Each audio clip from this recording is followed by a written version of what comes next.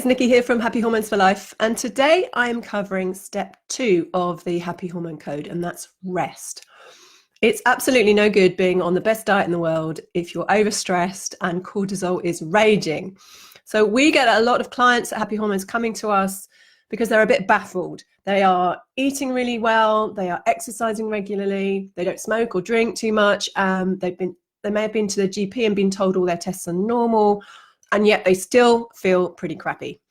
And then when I ask them about their stresses, almost every time they say they are doing too much or they have a lot of stress in their life and they can't seem to switch off or relax.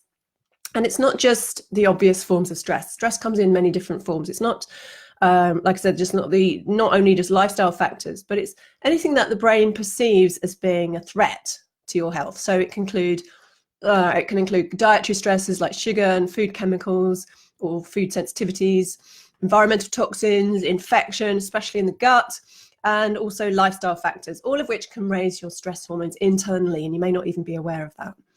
Now, we have an evolutionary physical response to stress, our fight or flight stress response, which was designed to keep us alive when our lives were in danger, when we were being attacked by a lion or we were in extended periods of famine.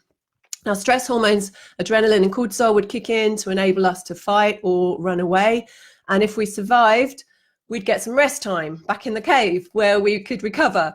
But this stress response isn't great at dealing with modern day stresses. We're not getting attacked by lions anymore, but we are facing a different type of stress, unrelenting sort of micro stresses, as Dr. Chatterjee calls them, which, are multiple and they can happen all day long. And we face them day after day. And unfortunately, we only have one evolutionary stress response to deal with it. And while it keeps us going, this stress response is always switched on. We don't get the recovery time that body needs. We don't get that me time back in the cave when we've faced the danger. And the demand for cortisol and adrenaline is pretty constant, and that's going to affect how you function. In particular, your metabolism, your waistline, your brain function, your mood, your cycle, your libido, your digestion, immune system, your heart. And of course, it puts you at higher risk of more serious disease down the line. So it's pretty serious stuff.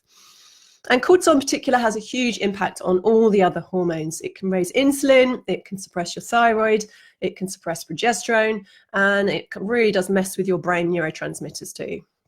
So it's very important to be aware of your stressors, start managing them, and schedule in some relaxation time, some breathing, and some switch off time, and making sure you're getting the best quality sleep that you can. I'm going to go into my tips in a second. So just want to focus on quickly what rest and relaxation does for your feisty 4 hormones, the ones I always talk about. So for cortisol, obviously rest and relaxation is going to help to balance your cortisol. So the more you switch off, the less you're going to produce in terms of stress hormones, and the more balanced you're going to be. Secondly, for insulin, rest and relaxation, or lower stress levels in general, are going to help reduce your insulin levels, because insulin and cortisol are very closely linked, right? Cortisol puts sugar into your blood, so it's going to help you produce more insulin. So reducing the amount of stress is going to reduce that level and reduce the amount of fat storing and cravings as well. For your thyroid, rest and relaxation really helps to optimize your thyroid function, because cortisol can really suppress those hormones, reduce that conversion from your inactive hormone to your active thyroid hormone, can really kill your metabolism and keep you from burning fat. Estrogen, so your sex hormones are going to love it when you relax more, because less cortisol means more balanced estrogen and progesterone.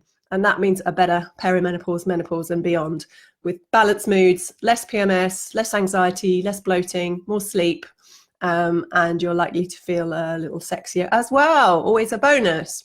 So here are my top 10 tips to manage your stress. If you're like most women, relaxation has probably been down at the bottom of your to-do list for quite a while, if it's on there at all. We are always so busy looking after other people and juggling.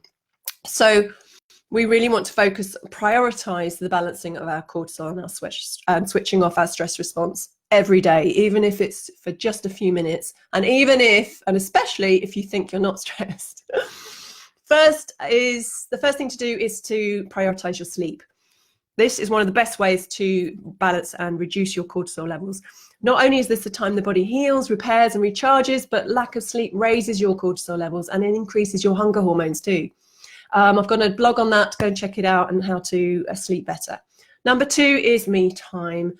Do something every day that you love. Walk to your favorite podcast, have a warm bath with essential oils, read a bit of a book, even if it's just 10 minutes.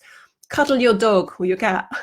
Listen to your favorite music. Do whatever it is that you do for a hobby every single day. Do something, dance, run, whatever it is that you love doing, even if it's just for a short period of time. It really does make a difference. Number 3 is meditation. Now, not always a popular one, but just 10 minutes a day has been proven to reduce cortisol levels. So things like Headspace, Calm, there are so many new apps now out there. Pazizz is another one I quite like.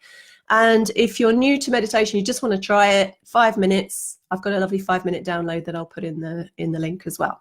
Number 4 is laughter. Really, really good for reducing cortisol. So get out with some friends or just watch comedy like Friends. Always gets me in a better mood when I put that on.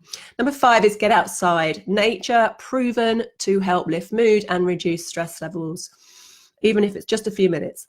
Number 6 is breathe. So when we're stressed, we shallow breathe. If we can take some deep breaths just for a few minutes, it switches off that stress response and turns on your parasympathetic nervous system, your relaxation response. So really, really good for that. Exercise is the next one. We don't want too intense exercise, too intense for your body, in your circumstances, whatever state you're in. If it's too intense, you're going to raise those cortisol levels too high and stress the body out. So things like weights, walking, yoga, Pilates, gentle cardio might be better for you than really kicking it in the gym. Number 8 is to set and keep your boundaries. Boundaries are so difficult for a lot of women. But I really, if you really start saying no to things more, especially when, things that you don't like doing or people that don't light you up, get rid of them and start saying no more. It's very freeing, I tell you. Number 9 is to stay nourished. So make sure you're eating well so that your body is better able to cope with stress. So when we're stressed, we get a lot of nutrient depletion, things like B vitamins, vitamin C, vitamin D and K and magnesium, all really, really important.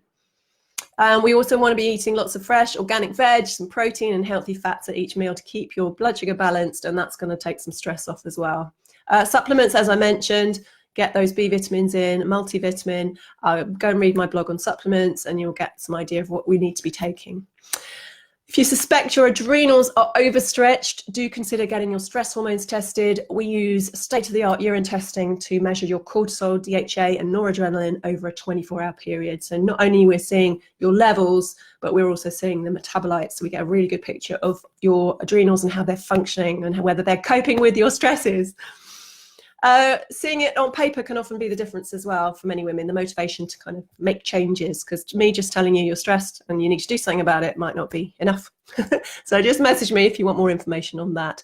I hope that helps. Please give yourself permission to put some of this in place for yourself, because if you don't look after yourself first, you're going to be no good to anyone else. See you next time for step 3, where I'll be talking about the invisible hormone wreckers all around us and what to do about them. See you next time.